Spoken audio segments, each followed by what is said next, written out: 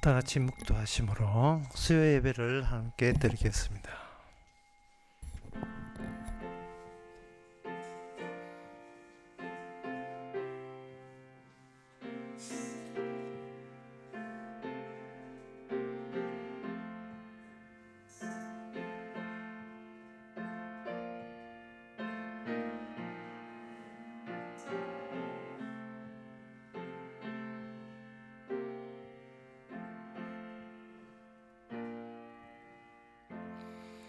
여호와는 나의 빛이요 나의 구원이시니 내가 누구를 두려워하리요. 여호와는 내 생명의 능력이시니 내가 누구를 무서워하리요. 하나님의 아버지, 주께서 오셨던 그 길만이 생명의 길이요 그 길만이 천국 가는 길인 것을 이 시간도 기억하게 해주시고, 그 길 외에 다른 길을 생각하지 않는 저희들 이 시간 되게 하옵소서. 예수님 이름으로 기도합니다. 아멘. 찬송가 361장 합시다.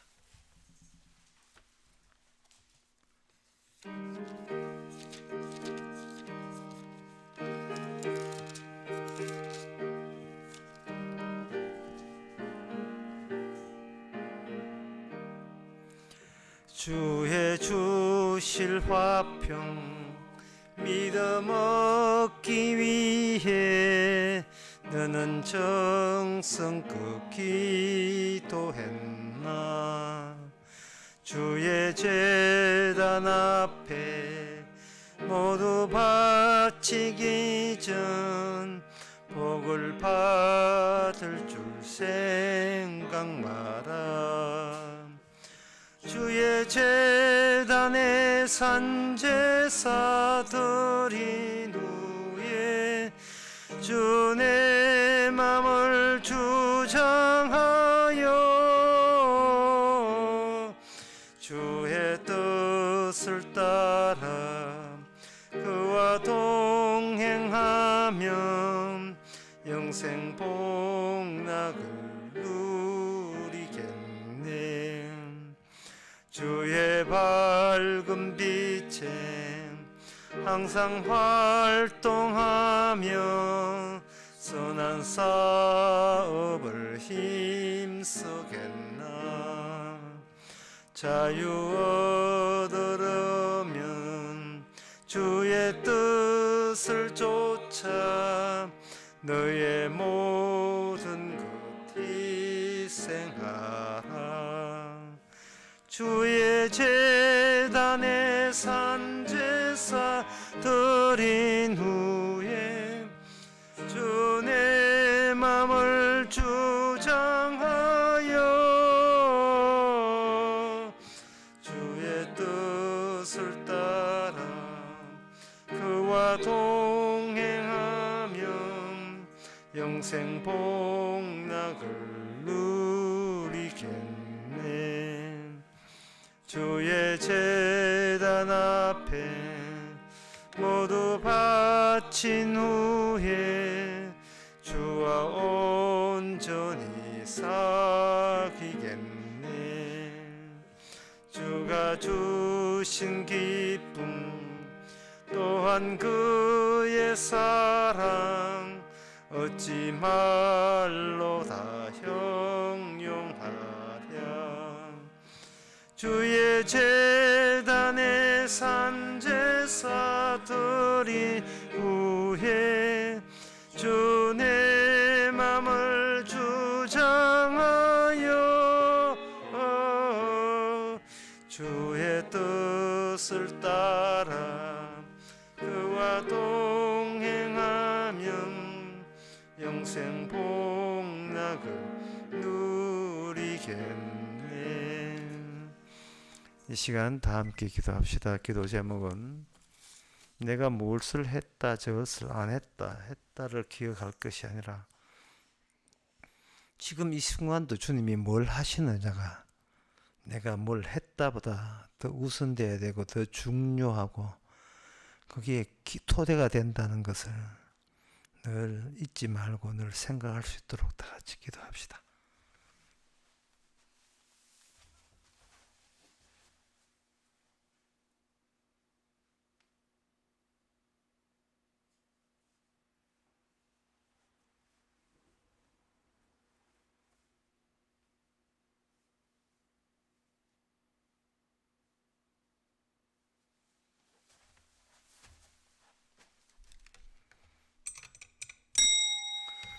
주님, 내가 해서 내가 살아가는 것이 아니라 주께서 하셔서 내가 살아있었기에 내가 뭘 했었나를 기억하지 말게 하시고 주께서 쉬지 않고 뭘 하고 계신가를 항상 놓치지 않고 생각할 수 있는 저희들 되게 하옵소서. 예수님 이름으로 기도합나이다. 아멘.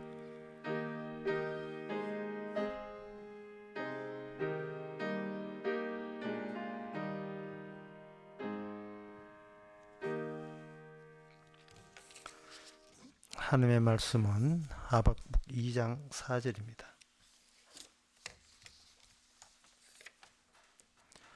보라, 그의 마음은 교만하며 그의 속에서 정직하지 못하니라.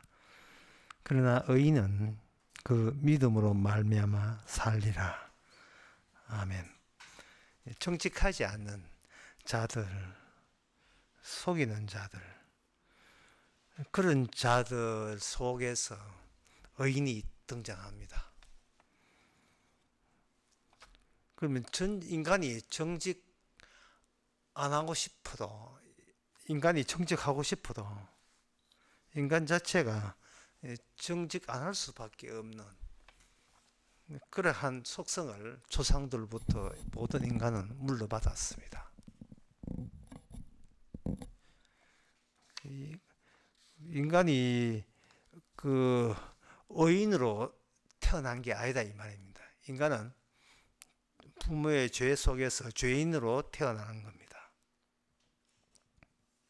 따라서 인간이 가장 인간답을 때는 뭐냐면 저희가 죄인 되었기에 가장 죄인으로 살아가는 것, 그게 마땅하다는 것을 아는 것, 그게 가장 인간다운 모습이죠. 그 죄인으로 태어났기에 죄인으로 살 수밖에 없는 그 상태를 유지를 해줘야 됩니다. 그런데 인간은 자기가 죄인으로 태어났기에 죄인다워야 하는데, 여기서 자기가 죄인다워 버리면 여기서 저주가 마땅히 주어지거든요. 그래서 그게 싫어서 죄인 주제에, 당연히 죄인으로서 당해야 되는 데 불구하고 무슨 순결인가 뭐 순수 같은 거, 그런 것을 시도하는 거, 그게 바로 거짓입니다. 정직하지 못한 것, 거짓이죠. 그래서 인간이 죄인인 것도 죄지만 그 죄인인 것을 가리기 위해서 순결한 척하고 순수한 척, 순수를 추구하는 그 자체도 죄의 여파입니다. 죄에서 발견된 거죠. 죄이기 때문에 그런 위선적인 것이 나올 수밖에 없습니다. 그리고 이러한 속성에서는 어느 누구도 예외가 있을 수가 없습니다. 그래서 이 땅에서는 그 의인이라는 것은 없습니다. 오늘 본문에서 의인은 믿음으로 말미암아 산다는데 의인 자체가 이 땅에 없어요. 죄인으로 태어났기에 날마다 자기를 속이는 일 외에는 할 줄 아는 게 아무도 없습니다. 그런 재주밖에 없기 때문에 의인은 없습니다. 의인이 없기 때문에 뭐도 없냐 하면 믿음이라는 것도 없습니다. 그런데 하나님의 원칙은 뭐냐? 영생을 얻는 것은 믿음으로 말미암아 살리라 이래 있거든요. 믿음이 있어야 사는데 죄인들밖에 없기 때문에 믿는 자라는 자체가 없습니다. 그런데 이 죄인들이 자기 죄인 것을 자기가 속이기 때문에 그 죄인들이 어떠한 정직하지 못한 속임수를 쓰느냐 하면은 이렇게 속임수를 쓰는 거예요. 나는 죄인이기 때문에 내 행함으로서는 구원받지 못하지만 믿음으로 구원받겠다 라는 식으로 또 죄에 죄를 더해버려요.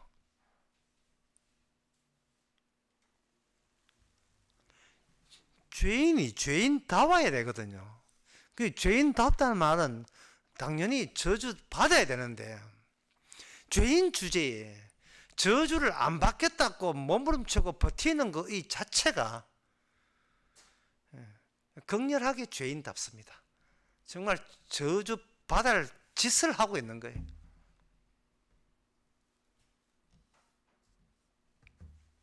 어떤 분이 그 임직을 새로 받아가지고 자기의 그 사무실 사이트에다가 자기의 한 장으로서 자기의 포부를 이렇게 글로써 놨어요.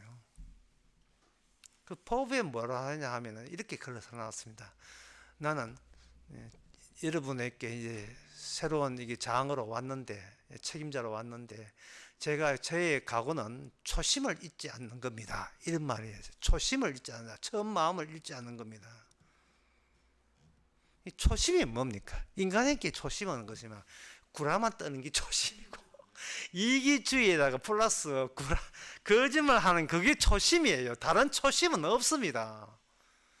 그 말을 이제 그대로 지금 하면 이제부터 나는 거짓말만 하고 당신들을 속이겠습니다. 이게 나의 초심입니다. 근데 여러분들은 내한테 속을 준비를 해 주시기 바랍니다. 제대로 이게 풀이하면 그렇게 되는 거예요.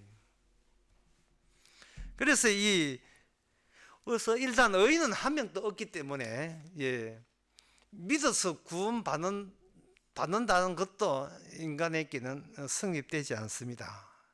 인간에게는 성립되지 않기 때문에 이 성경에 의인은 믿음으로 살리라라는 말씀이 나온 거예요. 그건 뭐냐 하면은 인간이 감히 하나님을 상대할 때는 본인이 할 수 있는 것을 들이대면 안 돼요. 왜냐하면 인간은 벌써 죄인이기 때문에 죄인이 할 수 있는 것은 죄 짓는 것밖에 없습니다. 그 죄 짓는 것 가지고 하나님이 영광 받으시옵소서, 나의 이 순수함과 순결함을 받으시옵소서, 나의 정직함을 받으시옵소서, 이거는 하나님에 통하지 않습니다. 그래서 하나님에 있어서 일은 인간하고 거래하거나 협상하지 않습니다. 그럼 뭘 하느냐? 하나님께서는 언약을, 약속을 앞장서요. 인간한테는 기대할 게 없고 하나님의 언약이 인간을 찾아가죠.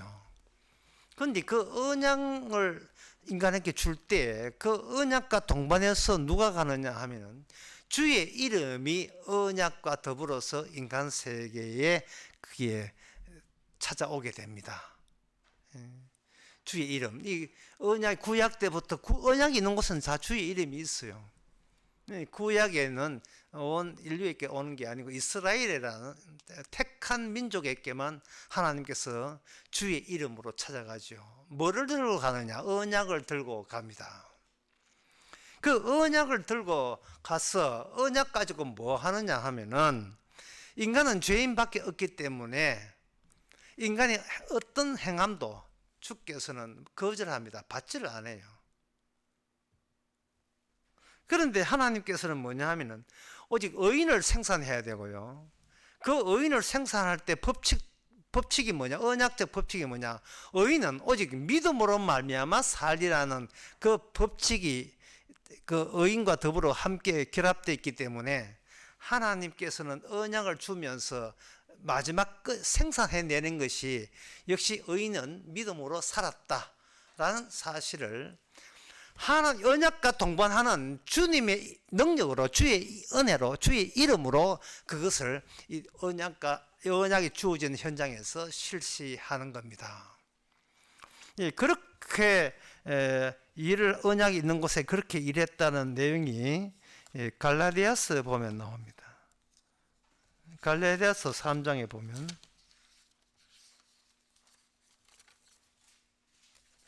3장 6절에 보면 이런 말씀 나옵니다. 아브라함이 하나님을 믿음에 이것을 그에게 의로 정하셨다 함과 같으니라. 그런즉 믿음으로 말미암은 자들은 아브라함의 아들인 줄 알지어다. 그렇게 되어 있어요. 아브라함에서 하나님의 약속이 성취될 경우에 나타나는 현상은 뭐냐? 아브라함은 믿음으로 말미암아 의롭게 되었다는 겁니다. 그런데 그 창세기에 보면 아브라함이 아브라함이 하나님을 믿었느냐? 안 믿었어요. 왜 안 믿었냐? 아브라함은 의인이 아니기 때문에 믿음이 없어요. 아브라함은 하나님께서 약속을 이해하는데 믿지 않았습니다. 그런데 하나님께서 아브라함에게 하나님의 주께서 일을 하시고 거기 언약을 적용시키면 아브라함이 돼요. 아브라함은 믿지 않았지만, 믿음이 없지만 아브라함은 하나님의 일을 믿는 자가 새롭게 없는 데서 생산된 겁니다. 아브라함 되는 방법은 없고요. 아브라함에서 아브라함 될 때는 거기에 주의 이름, 언약의 주인공이 거기에 개입했기 때문에 아브라함이 되는 겁니다. 그래서 아브라함은 로마서 4장에 보면 아브라함은 아무것도 한 게 없어요. 아무것도 한 게 없는데 그가 의인이 되는 겁니다. 그래서 로마서 4장에 보면 아무것도 한 것도 없이 어렵게 받은 자의 복에 대해서 언급했다 이래 돼 있어요. 아무것도 한 게 없죠. 왜 그러냐면 그걸 해도 죄가 되기 때문에 그거는 받지를 않습니다. 그 아브라함이 아무것도 행하지 않았음에도 불구하고 하나님의 약속 작용에 의해서 의인이 되어버린 거예요. 아브라함이 아무것도 안 했다는 것을 로마서 4장에서 뭐라 하냐 하면은 행함이 없이라고 이렇게 합니다. 행함이 없이, 인간의 어떤 행함도 없이 아브라함은 의인이 되어버렸다. 그렇게 합니다. 그러면 행함이 없다는 말을 다른 말로, 로마서 4장에 다른 말로 하는 것은 행함이 없다를 믿음으로라고 이야기하고, 행함에 대해서는 아브라함이라는 인간에서 비롯되지만 그 믿음이라 하는 것은 인간에게 출발하는 것이 아니고 하나님의 주신 은혜로부터 출발하여서 믿음이라고 하는 거예요. 로마서 4장에 그렇게 나와 있어요. 은혜라 하는 건 선물이라 보시면 되겠죠. 로마서 4장 16절에 그러므로 후사가 되는 이것이 은혜에 속하기 위해서는 믿음으로 되나니, 은혜에 속하기 위해서는, 은혜가 은혜답게 되기 위해서는 일체 믿음이 아닌 것, 다시 말해서 아브라함의 자기의 행함은 여기 은혜에 속하기 위해서는 아브라함의 행함은 하나님께서 거절하셨습니다. 받지 않습니다.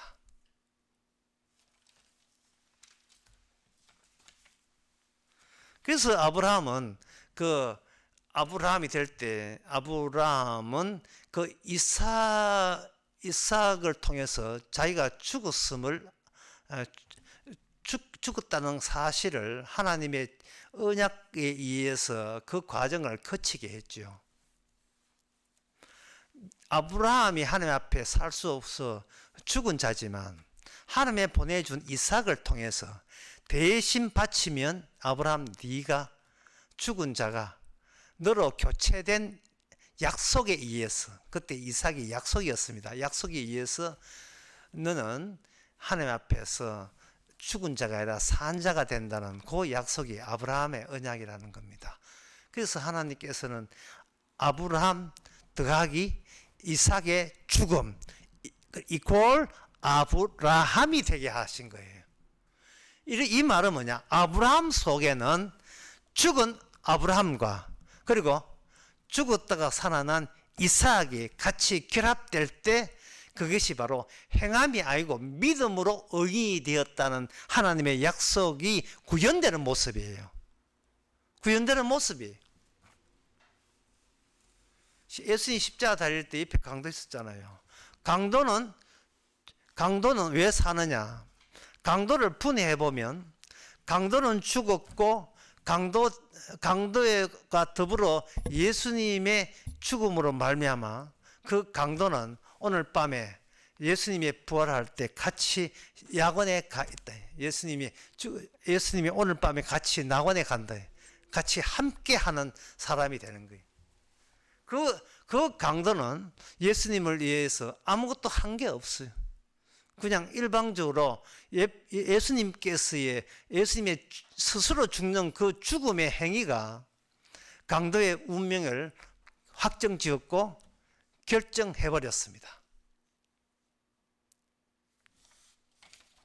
그 강도는 없는 믿음이 예수님의 죽음을 통해서 새로 발생된 거죠.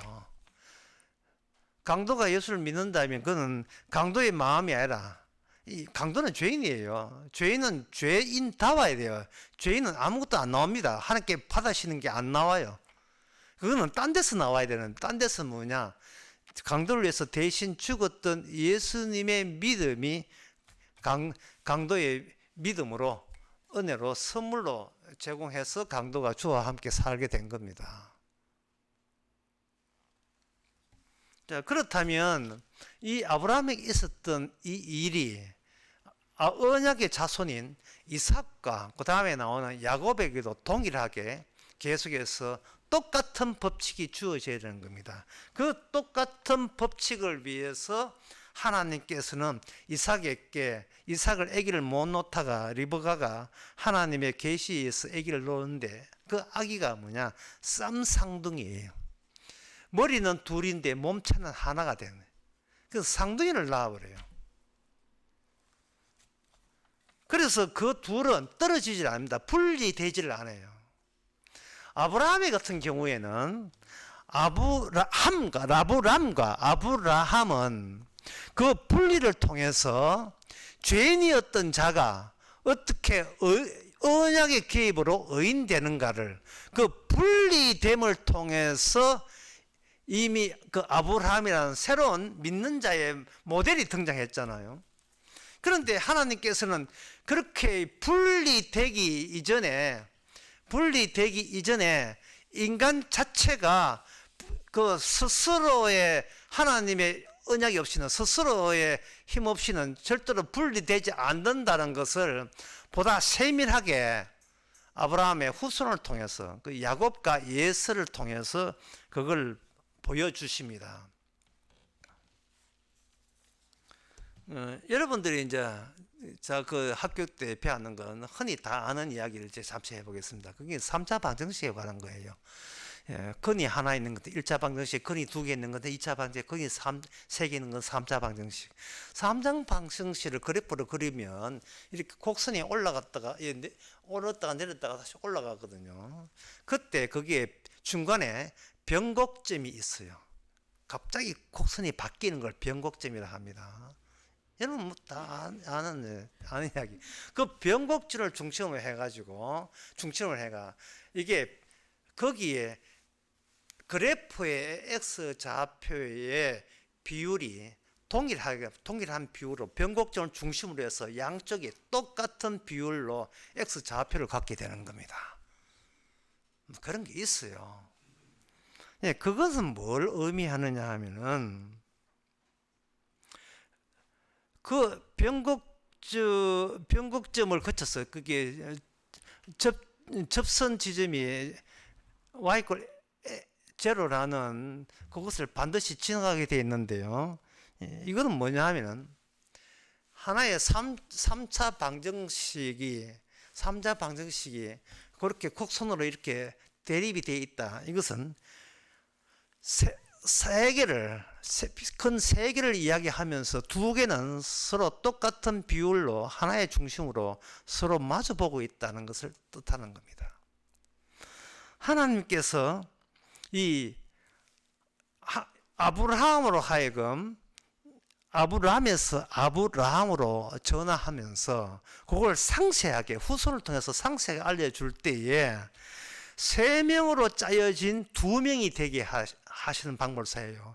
3명으로 짜여진 2명이라는 것은 뭐냐? 한쪽에는 야곱, 한쪽에는 에서, 그리고 그 중앙에는 하나님이 개입됩니다. 하나님이. 물론 그 하나님의 약속을 준 것이 아버지 이삭이지만 예수와 그 야곱과 에서를 3차 방정식 했더만 이게 떨어지지 않고 같이 분리되어 있는 거예요. 분리되어 있는데 서로 싸우는 거예요. 태어날 때부터. 야곱이라는 뜻이 뭐냐? 야곱이라는 뜻이 붙잡고 있다는 거예요. 이게 분리되지 않는 상태예요. 이 발꿈치를 잡았다는 뜻이다. 이게 제대로 이게 떨어질 때 안 떨어지고 이게 한 몸뚱아리처럼 그렇게 외부에서 보면 따로따로인데 이게 따로따로가 아니라 서로 영향을 주는 같은 한 덩어리의 몸으로서 작동하고 있다는 것을 보여주는 것이 야곱과 에서의 관계입니다.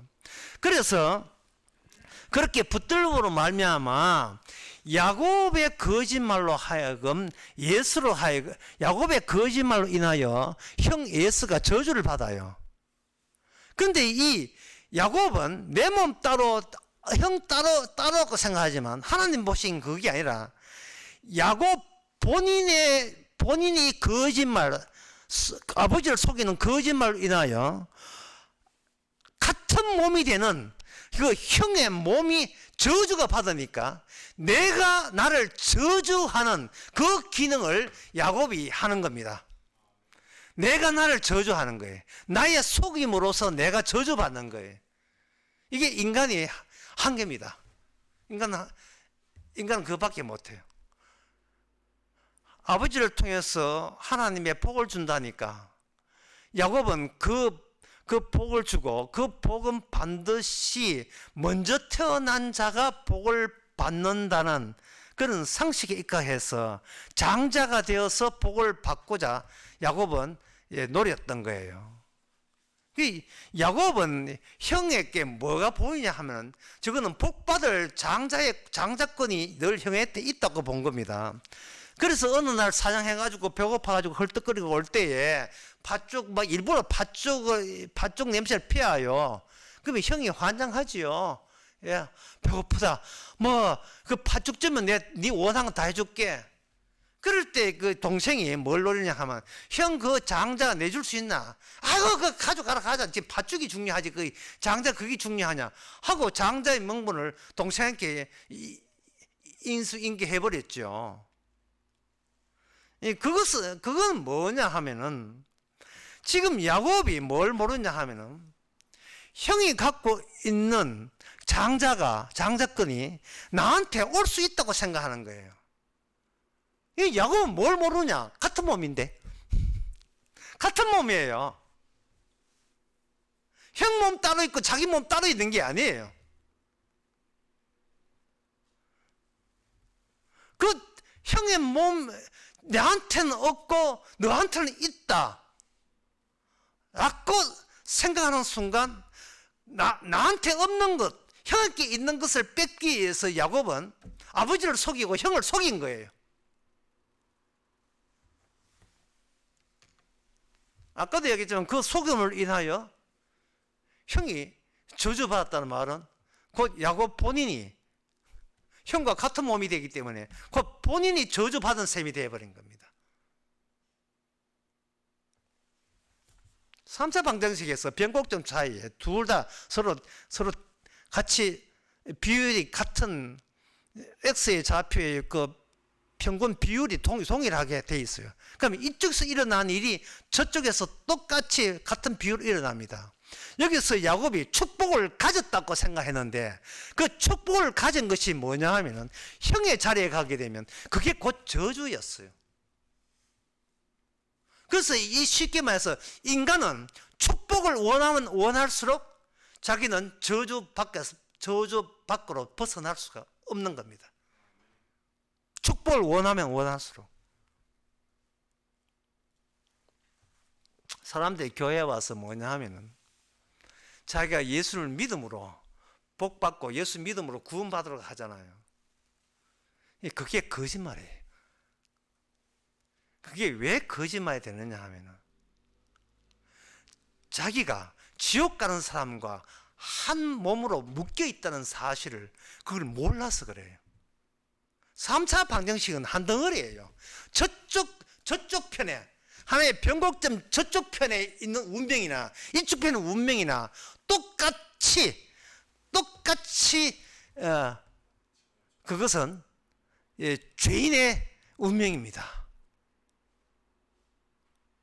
인간 자체가 죄인이기 때문에 그 저주성에서 벗어날 수가 없어요. 하나님께서 약속을 통해서 태어날 때 야곱 따로 예서 따로가 아니라 서로 붙들고 태어난 이유가, 그 태어난 이유가 축복받았다는 그 축복이 오히려 상대 저쪽을 저주케 했고, 그 저주받은 그 사람의 저주에서 이 복받았다고 하는 이 야곱의 축복이 무효가 된다는 사실, 그걸 알려주는 거예요.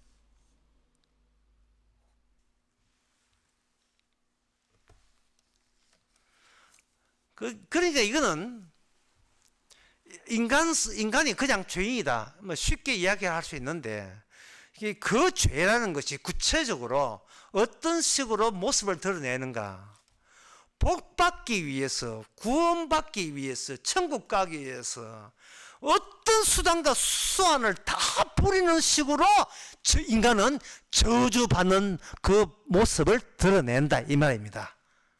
복받기 위해서, 영생 얻기 위해서 어떤 모습, 어떤 짓도 다 하는 바로 그 모습으로 인간이 원래 지니고 있던 저주의 본래의 모습을 다 보여주는 거예요.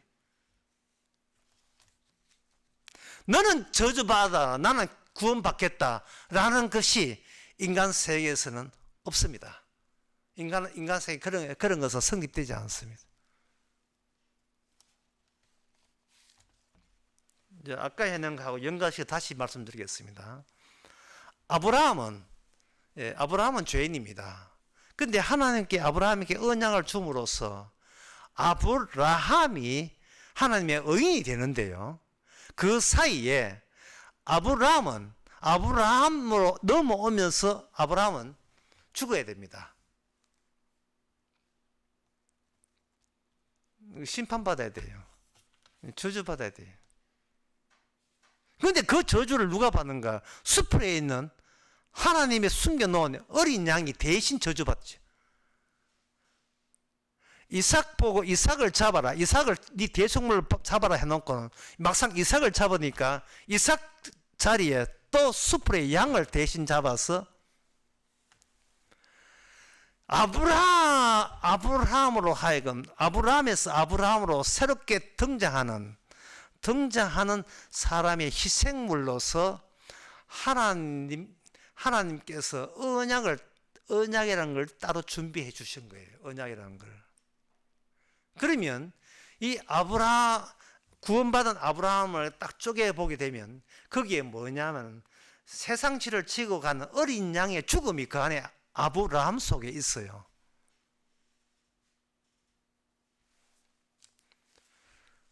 그럼 아브라함은 뭘 믿었느냐? 아브라함은 아무것도 안 믿었어요. 왜냐하면 아브라함은 의인이 아니기 때문에, 죄인이기 때문에 믿어서 살 수가 없어요. 하지만 그 대신 세상지를 하는 대신 죽으심에 그분만이 의인이 되는 거예요. 아브라함은 죽어야 되고, 아브라함은 죽어야 되고요. 하나님의 약속에 의하면 아브라함은 죽어야 되고, 아브라함은 죽지 않아야 되는 겁니다. 왜? 의인이기 때문에.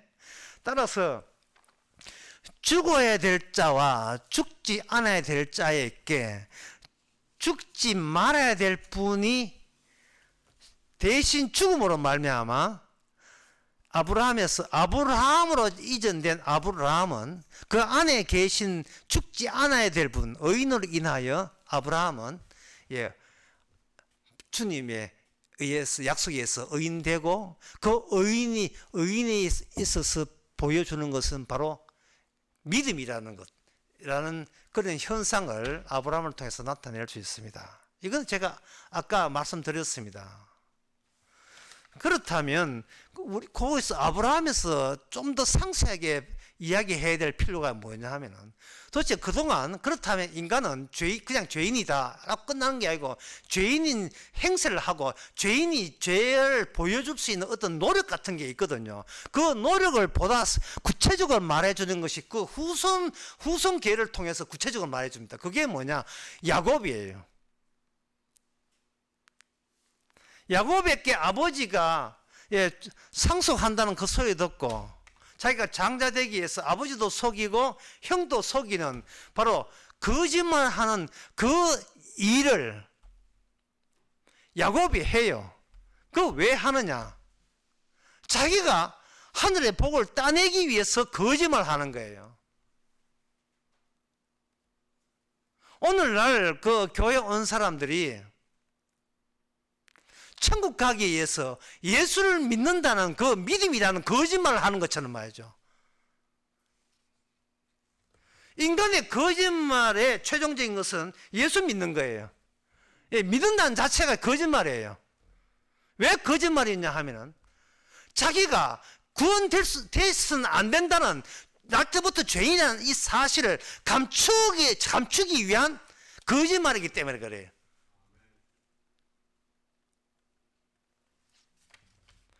야곱도 마찬가지입니다. 야곱은 본인이 선택하는 게 축복이냐 저주냐 축복이냐, 그거가 자기가 그 둘 중에 하나를 내가 고를 수 있고 내 결정과 선택으로서 하나를 얻을 수 있다고 생각하는 겁니다. 그걸 아주 쉽게 이야기할 수 있는 거, 그게 제가 그 어릴 때 내 소시 때, 내 국민학교 1학년, 2학년 때 아스케키 장사가 와서 아스케키 팔면서 물에다가 물방개를 딱 이렇게 떼어놓고, 자, 여기 돈 내면 네가 운 좋으면 물방개가 찾아가가지고 2개, 3개 하면 2개한테 걸리면 2개 줄게, 10개 걸리면 10개 줄게, 물방개가 가는 대로 하는 거예요. 그 기억이 나요. 신기해서 물방개 헤엄치면서 저렇게 해가지고 가요. 대부분 깡이지만. 그게 이제 오늘날 와서는, 지난 그 4년 전에서는 그게 월드컵 문어였습니다. 오늘날은 월드컵 낙타가 등장했어요. 두 팀 중에 누가 이기고 누가 패배를 하겠습니까? 인간은 이처럼 문어를 앞장세우든 낙타를 앞장세우든 본인이 결정하고 각오하고 결심한 그 결과가 자신의 것으로 가져오려고 하는 거예요. 자신의 미래로 확정지으려고 하는 겁니다. 그러면 성경에 우상 믿을래 예수 믿을래 할 때 우리 앞에는 자기가 월드컵 문어예요. 가면서 보자. 내가 부처를 믿는 게 유리하냐, 십자가 지신 예수를 믿는 게, 내 대신 죄를 져하신 예수를 믿는 게 내한테 유리하겠지. 왜? 성경에 보니까, 로마서 보니까 믿음으로 어렵다 하니까 믿습니다, 이래 나온 거예요. 그게 바로 야곱이 거짓말하고 있는 거예요.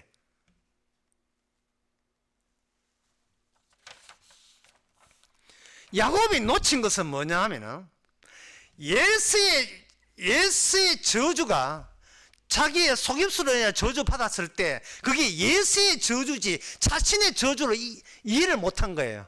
같이 묶였다는 사실을 이해 못하고 자기는 얼마나 신나고 형은 야고르지 이러고 있다고요. 본인이 선택이 본인을 결정하는 게 아니라는 사실을 야곱은 몰랐습니다. 하나님께서는 야곱을 통해서 역주행, 아브라함에게 있었던 일, 아브라함은 너희 조상 아브라함은 믿음으로 말미암아 의롭다는 그 사실을 아브라함은 계속해서 그 뒤에 나온 것도 아브라함의 그 원칙, 언약적 원칙, 아브라함은 믿음으로 의롭다 하는 그 원칙을 되도록 하기 위해서 하나님께서는 이삭은 이삭 상황, 야곱은 야곱 상황을 하나님께서 뒤에 언약을 통해서 허락하신 거예요. 구체화시키는 겁니다. 왜 인간은 어떤 결정, 어떤 믿어도 그것이 왜 저주냐? 그걸 알려주는 거예요. 인간이 어떤 결정을 내도 그게 오히려 진짜 저주 받아야 합당하다는 것을 더욱더 강조하는 그러한 결정만 내리는 것이 인간이다 이런 거죠. 인간은 왜 그런가? 중간에 삼자 방정식의 변곡점처럼 빠진 게 있어요. y가 제로가 되는 그 지점. 인간이 자기의 행위와 자기 결정과 자기의 결단에 정신 팔릴 때는 전혀 생각나지 않는 그분이 약복강가에서 나타났습니다. 그분이 바로 하나님이 나타난 거예요. 예수와 상대하던 야곱이 창세기 32장의 약복강가에서는 누구와 상대하느냐? 하나님과 직접 상대한 거예요. 야곱은 맞은편에 예수가 있다고 생각하는데 중간에 뭘 빠뜨렸어요. 하나님을 가운데 두고 야곱과 예수 둘 다 있었는데 야곱은 하나님 존재를 빼버리고 그냥 하나님의 복 받을래 저주 받을래 까짓거 복 받겠습니다. 그런데 복은 아버지가 장자한테 준다는 거예요. 아버지가 그것도 아버지가 완전히 몰아붙이는 거예요. 사냥한 고기, 정육수 파는 거 말고 사냥한 고기만 준다 하니까 이거는 아주 노골적으로 그렇게 비빌더스 이야기하지 말고 형 예수야 니한테 줄게 이거하고 똑같은 말이거든요. 그러니까 지금 야곱이 오해한 것은 형에게는 축복이 없어요. 왜 그러냐 하면 형에게 축복이 없어야 되는 것은 야곱 나에게도 축복이 없어야 된다는 사실을 야곱은 몰랐습니다. 저쪽 복 없으면 나도 복이 없어요. 저쪽 저주받으면 나도 저주받는 거예요. 인간은 아브라함이 아니고 아브라함이기 때문에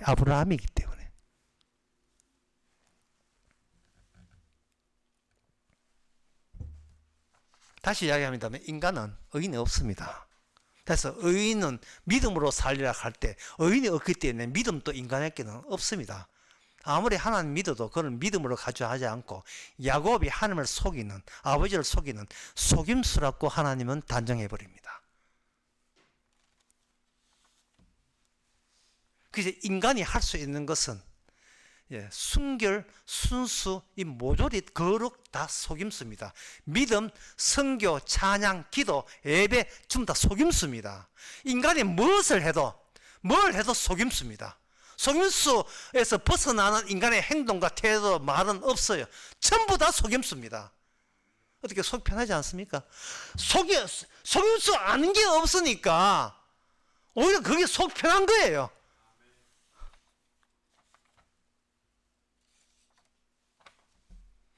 인간은 왜 그 사실을 왜 모르는가? 지옥 가는 저자들과 천국 가려고 예선 내와 전혀 다를 바가 없다는 사실을 인간은 모르고 있어요.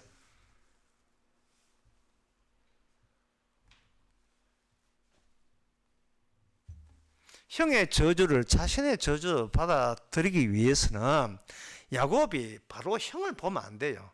니는 형이고 난 동생인데 네 형을 뺏겠다 하면 안 되고 중간에 뭘 거쳐야 돼요. 근데 뭘 거쳐야 되는지 야곱은 형한테 이기기에 급거해가지고 저걸 전혀 생각 못한 겁니다. 밤이었습니다. 하나님께서 밤에 야곱을 찾아왔어요. 언약을 가지고 찾아왔습니다. 이것은 하나님께서 아브라함에게 약속을 가지고 찾아와서 그 약속을 통해서 아브라함으로 완전히 아브라함과 분리된 아브라함으로 달라지듯이 야곱은 야곱과 완전히 분리돼야 돼요. 야곱과 분리된다는 말은 그동안에 야곱은 저주받은 예수와 분리되려고 애썼어요. 절대로 예수와 분리되지 않습니다. 야곱 자체가 이름 자체가 붙들고 있기 때문에 이거는 분리될 수가 없어요. 둘 다 육이에요. 분리 안 됩니다. 분리라 하는 것은 하나님이 찾아오셔야 돼요. 찾아와셔서 우리를 야곱을 죽여야 됩니다. 야곱은 예수를 형을 상대하려 하다가 이제 그날 약복강 밤에는 누굴 상대하는가? 언약의 하나님과 상대하게 되었습니다. 싸웁니다. 씨름합니다. 거기서 야곱은 내가 하나님 맞은편에 있다는 사실을 알게 되었습니다. 세 명의 야곱, 예서, 그리고 하나님, 원래 세 명으로 구성됐는데 이 구조,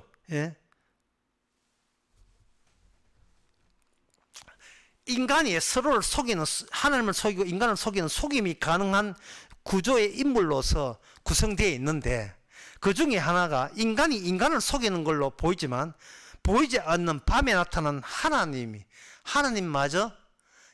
하나님마저 이 야곱은 이거는 속인 셈이 되어버린 거예요. 나한테 축복을 주시는 분을 내가 야곱이 속인 거예요. 그 말은 뭐냐? 주시려는 하나님의 축복은 따로 있고 내가 기대하는 축복은 따로 있어서 내게 필요한 축복 달랐고 하나님을 속인 셈이 된 겁니다. 그러니까 이거는 이 야곱에게 나올 것은 거짓말과 엉터리와 저주스러움밖에 안 나온다. 그것만 나온다는 사실을 야곱이 하나님 만나기 전에는 몰랐어요. 하나님께서 야곱에게 드디어 축복을 줍니다. 방법은 뭐냐? 야곱을 없애버리는 거예요. 야곱을 죽이는 거예요. 그것은 아브라함을 죽이고 아브라함으로 태어나는 것 똑같은 방법이에요. 죽이는 겁니다. 야곱을 줌으로써 야곱이 야곱이라는 육이 다른 육으로 변하지 않도록 육을 차단시켜 버린 거예요. 육과 그리고 영의 세계에서 영의 세계에 도달할 수 없도록 육을 차단시키는 것이 바로 야곱의 죽음입니다. 그러면 영의 세계에 갈 때는 야곱이 뭐가 되느냐? 하나님의 언약으로 채워진 사람이 될 때 비로소 하나님의 영의 세계로 천국 백성이 되는 겁니다. 그 언약이 야곱의 새로운 이름 안에 거기에 홈박 다 담겨 있어요. 이스라엘입니다.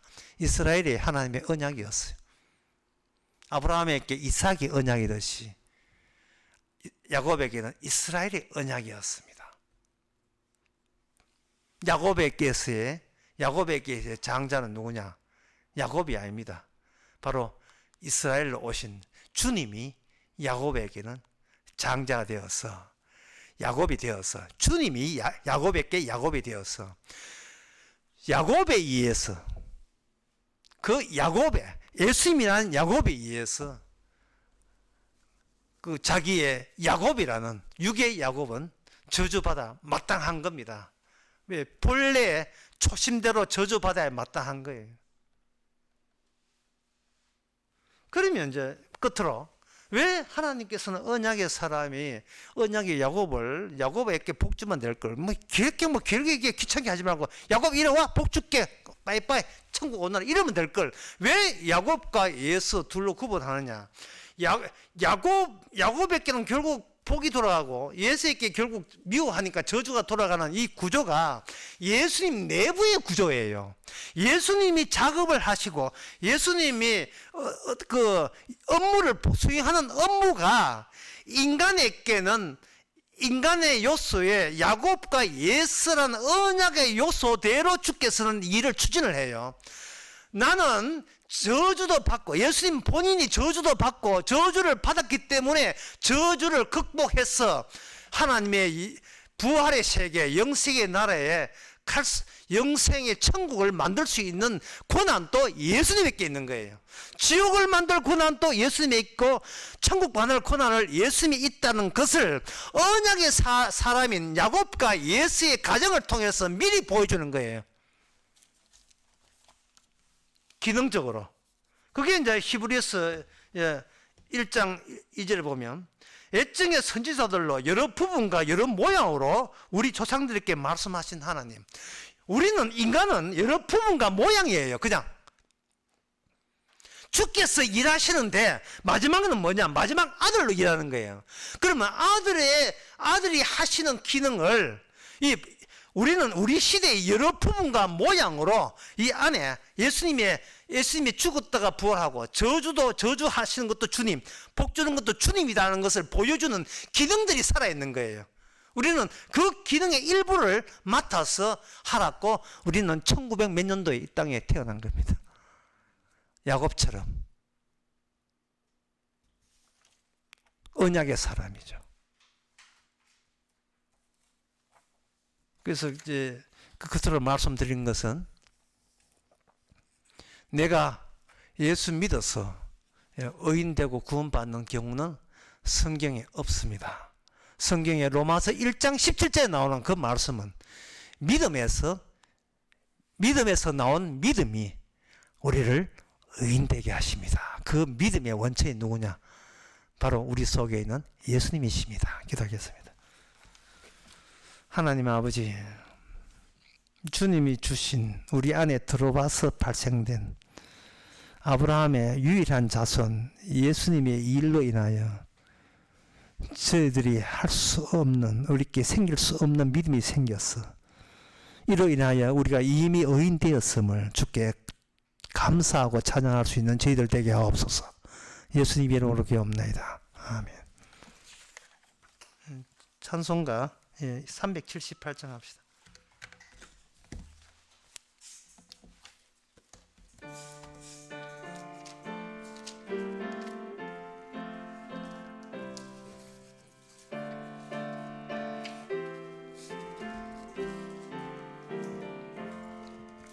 이전에 주님을 내가 몰라 영광의 주님을 비방했다. 지극한 그 은혜 내게 넘쳐 날 불러주시니 고마워라. 나 받은 달란트 얼마른가 나 힘써 그것을 남기어서 갑절로 주님께 바치오면 충성된 종이라 상 주시리. 천하고 무능한 나에게도 귀중한 직분을 맡기셨다. 그 은혜 고맙고 고마워라.